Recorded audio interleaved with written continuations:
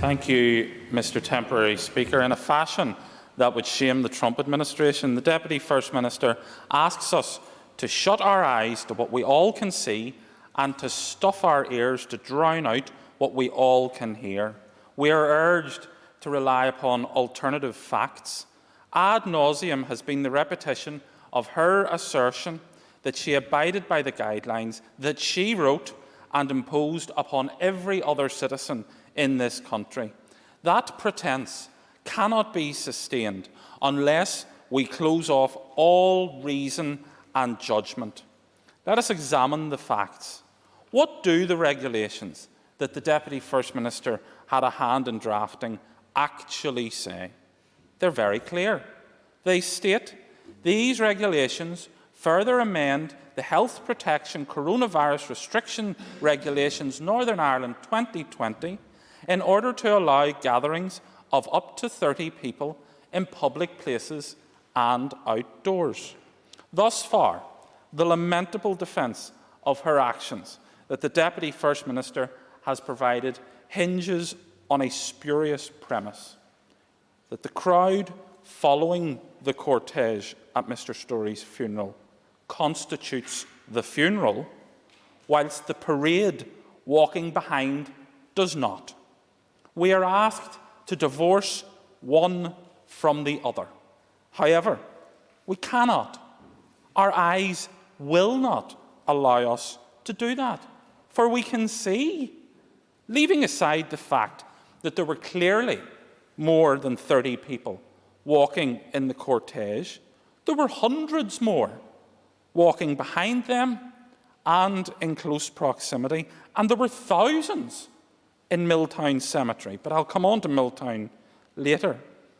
This clearly and openly constitutes a breach of the regulations. Furthermore, given the images that have emerged showing a mass procession, I would be grateful if the Deputy First Minister could confirm whether Sinn Fein, who I am given to understand organised this event, submitted the requisite 11(1) form to the Parades Commission.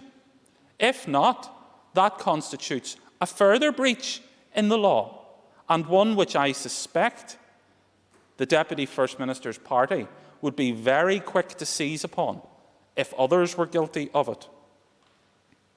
There are other reasons. The other reason why the defence of 30 in the cortege constituting the funeral breaks down is because of what happened in Milltown. The regulations state that gatherings should be up to 30. The Deputy First Minister wrote them. She knows both the letter and the spirit of those regulations. Why then was a public address system necessary to be set up in Milltown Cemetery?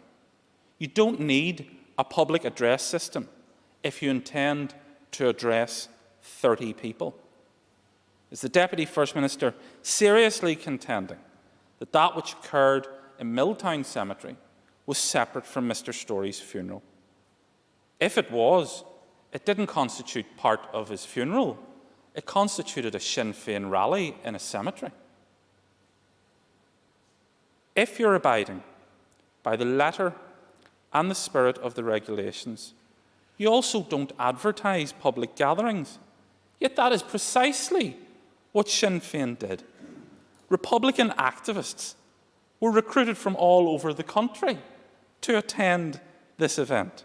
Indeed, some enjoyed the occasion so much that they were posing for selfies with the Deputy First Minister in yet another breach of the regulations which she authored. So there we have it, sir. More than 30 in attendance, hundreds more behind them in a procession, widespread advertising of an event, installing a public address system in a cemetery, a mass rally in a cemetery, posing for selfies.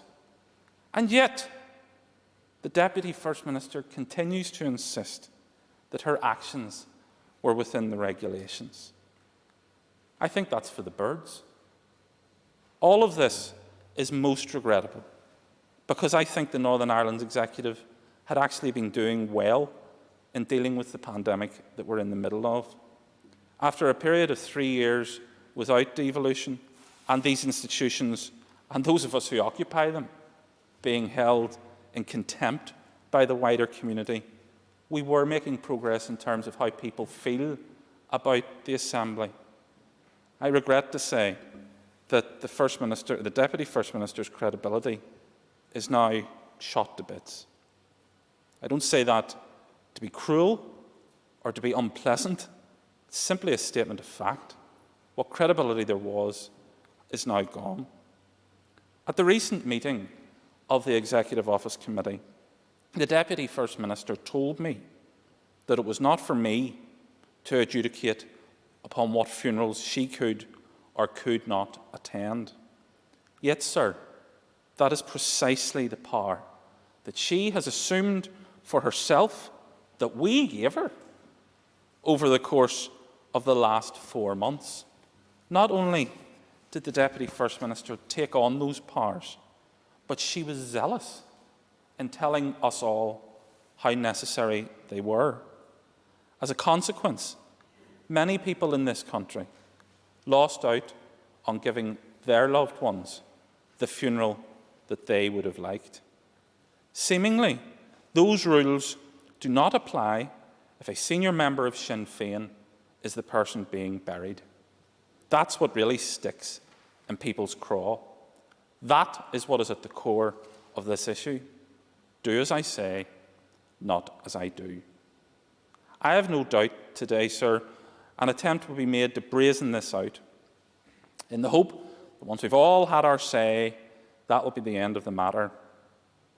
That's not my intention. And I'm asking the Executive Office Committee Chairman, Mr McGrath, to consider initiating a committee-led inquiry into these events in order to establish on the record of this House the scale of the breaches that occurred. Cannot have a situation where a senior government minister, week after week, fronts up press conference, urging our people to sacrifice and sacrifice and sacrifice, only to then apply different standards when the person being buried is a colleague. No matter how much Mr Storey may have meant to the Deputy First Minister, and I accept what she said at the Executive Office Committee, that he meant a great deal to her, there are other people who didn't have the chance to give the send-off to others who mean a great deal to them. On the 4th of June, the Deputy First Minister herself said, "We have to send a message very clearly that by gathering in such big crowds, we're actually spreading the virus, and that's killing the people. And that's killing people." That was on the 4th of June, and it was said in relation to the Black Lives Matter protest that occurred at the front of Belfast City Hall and in other places. The events at Milltown made that look tiny by comparison. So why does the principle apply in relation to people taking part in a Black Lives Matter event, but the principles don't apply in relation to people participating in a Republican event? In conclusion, sir, I am sad that we have come to this juncture, but like many other people in this country, I'm outraged and disgusted at the persistent denial of that which we can see for ourselves. And the longer that persistent denial goes on,